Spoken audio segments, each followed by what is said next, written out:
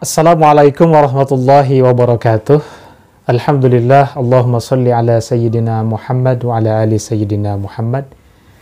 Apa kabar Bapak Ibu sahabat sekalian? Mudah-mudahan sehat selalu, berkah selalu, diberikan kemudahan oleh Allah Subhanahu wa taala dan terhindar dari segala macam penyakit dan bala bencana.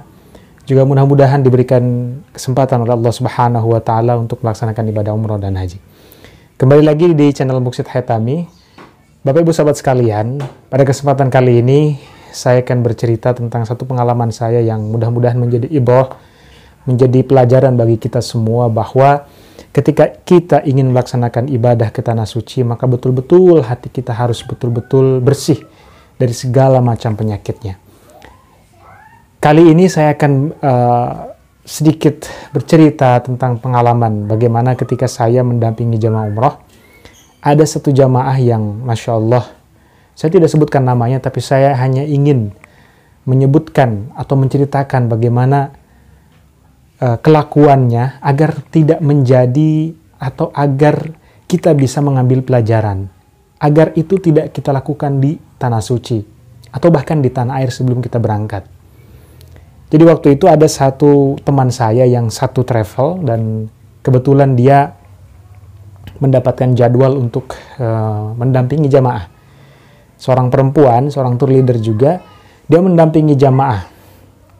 Dan waktu itu berangkat bersama salah satu owner travelnya lah, gitu ya. Nah, sampai di Mekah, kebetulan, sampai di Madinah, itu memang si teman saya ini yang tour leader ini memang sudah sangat-sangat bisa dibilang sakit hati. Kenapa? Karena selalu bisa dibilang dicaci maki,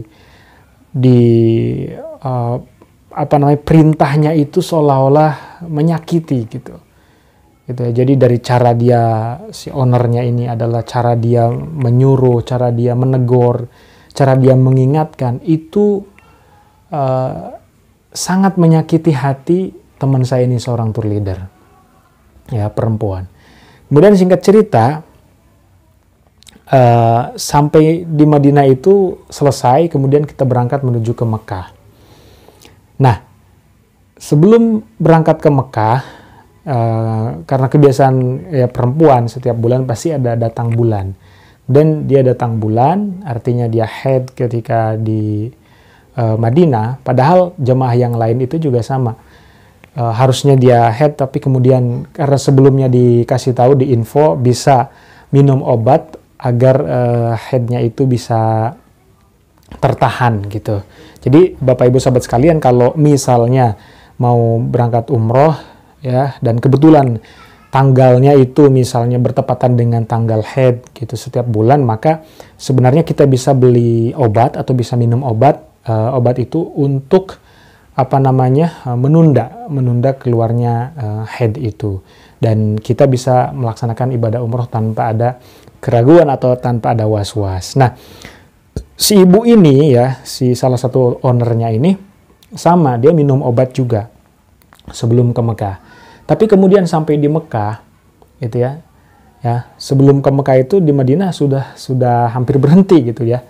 Sudah hampir berhenti, dia ikut niat umroh di Masjid Bir Ali, kemudian ikut talbiyah, kemudian ikut proses yang lain lah, karena dia sudah bersih gitu dari haidnya. Tapi sampai di Mekah itu nggak tahu kenapa satu orang ini dia keluar lagi gitu haidnya, padahal dia sudah minum obat gitu ya, ibaratnya sudah yakin bersih. Tapi sampai di hotel Mekah gitu ya, mau berangkat ke Masjidil Haram untuk melaksanakan tawaf, sa'i dan juga tahalul, dia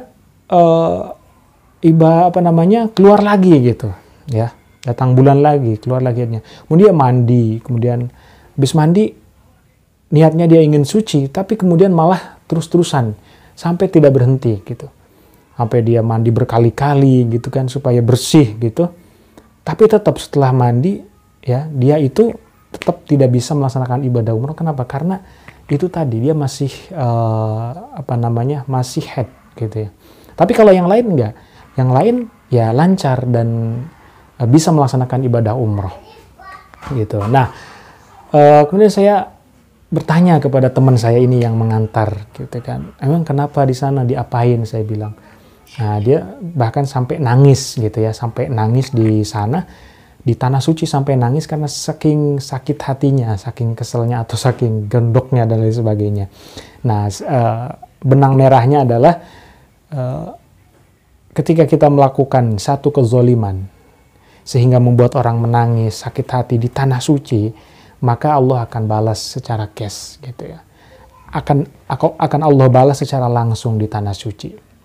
Dengan lewat apapun, dengan cara apapun. Ya. Nah, itu salah satu contoh bagaimana kuasanya Allah Subhanahu wa Ta'ala. Itu menampakkan kuasanya di Tanah Suci. Artinya apa?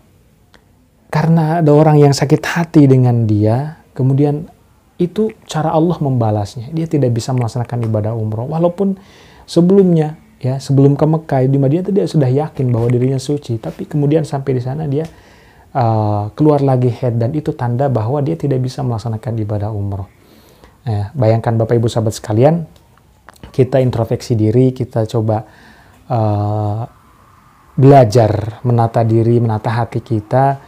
Apakah ketika kita di Tanah Suci, kemudian ada terjadi hal-hal yang di luar dugaan, ya, di luar perkiraan, di luar nalar kita, terjadi kepada diri kita, sebaiknya kita muhasabah, introspeksi diri, apa sesungguhnya yang telah saya lakukan di sana sehingga saya mendapatkan balasan seperti ini. Nah, mudah-mudahan Bapak Ibu sahabat sekalian, cerita ini menjadi pelajaran bagi kita semua, menjadi ibroh agar kita hati-hati ketika berada di Tanah Suci. Ya, namanya juga Tanah Suci, ya, terbebas dari segala bentuk kotoran, terbebas dari segala bentuk kezoliman gitu ya. Jadi kalau kita melakukan kezoliman di Tanah Suci, ya sama. Kalau kita melakukan kebaikan gitu ya, misalnya sholat 2 rakaat di Masjidil Haram, akan Allah lipat gandakan 100.000 kali gitu ya. Nah, sama juga kalau kita melakukan dosa di Tanah Suci, Allah akan lipat gandakan dosa itu ya menjadi 100.000 juga gitu. Artinya ada selain kita melakukan kebaikan dilipat gandakan, juga kalau kita melakukan dosa juga sama, dosanya berlipat ganda. Maka ketika di Tanah Suci kita harus hati-hati, menjaga diri, menjaga lisan, menjaga perbuatan, menjaga tingkah laku, dan menjaga hati kita agar senantiasa terjaga dari perbuatan yang tidak Allah ridhoi. Baik Bapak Ibu sahabat sekalian, sampai sini dulu cerita pada kesempatan kali ini. Sampai jumpa di video-video selanjutnya, masih dengan tema cerita umroh dan seputar kisah-kisah seputar umroh. Tujuannya adalah bagaimana menjadi pelajaran bagi kita yang akan mungkin melaksanakan ibadah umroh ke Tanah Suci. Baik, terima kasih. Jangan lupa subscribe, like, dan juga komen. Dan juga jika ada punya pengalaman seputar umroh, boleh komen di kolom komentar ya. Terima kasih. Wassalamualaikum warahmatullahi wabarakatuh.